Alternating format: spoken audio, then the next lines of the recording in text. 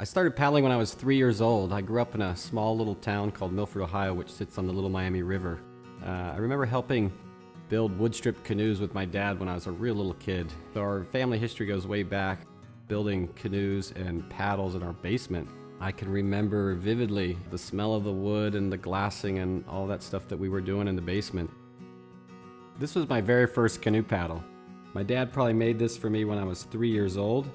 It's made of redwood and Sitka spruce for the shaft. The redwood was some scrap siding he had saved from our house, and he was pretty resourceful. It looks like he used some 4-ounce fiberglass to reinforce the blade to keep it super light and strong so it would last a while. As you can see, it's lasted quite a while since it was made in 1968.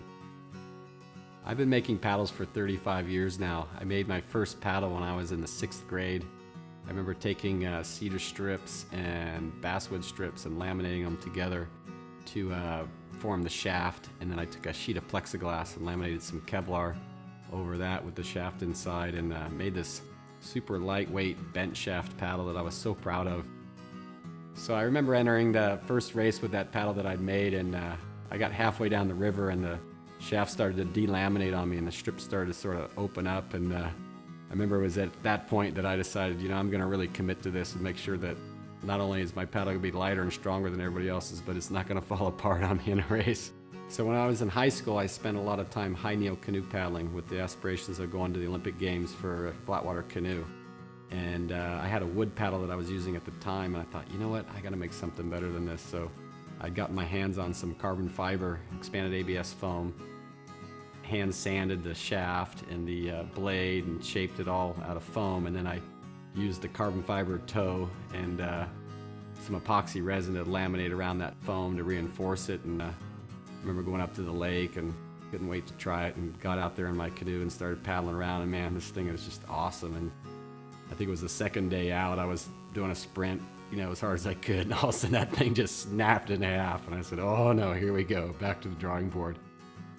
So by about 1990, I was making paddles in my friend's garage. I thought, you know what, I gotta have a name on these paddles. So I came up with the name Quick Blade and started putting a decal on there that said Quick Blade and started racing with them. And the guys on the team, were checking them out and, hey, Jimmy, can I try your paddle? And they started using them and really liked them. So they asked me if I could make them a paddle. Yeah, sure, I'll make you a paddle. And started making paddles for some of the guys on my team.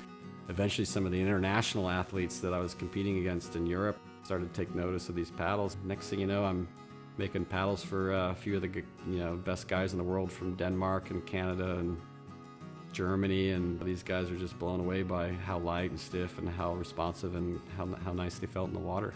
I realized how important it is to make a quality product, something that's going to hold up and last. One broken paddle does more harm to your reputation than 1,000 good ones.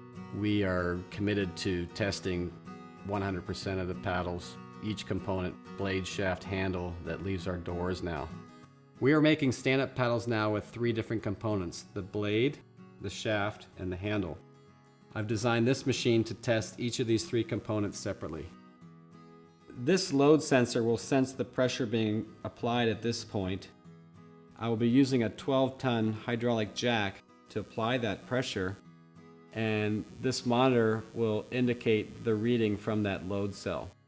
To ensure that we stay ahead of our competition, we like to test our blades against other paddles on the market.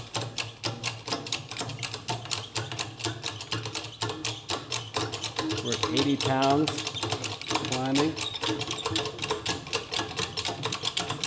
120.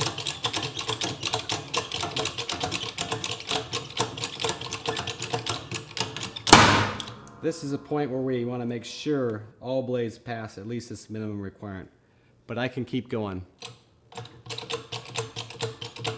We're at 180 and climbing, I could keep going. We're at 200 and climbing, I could keep going.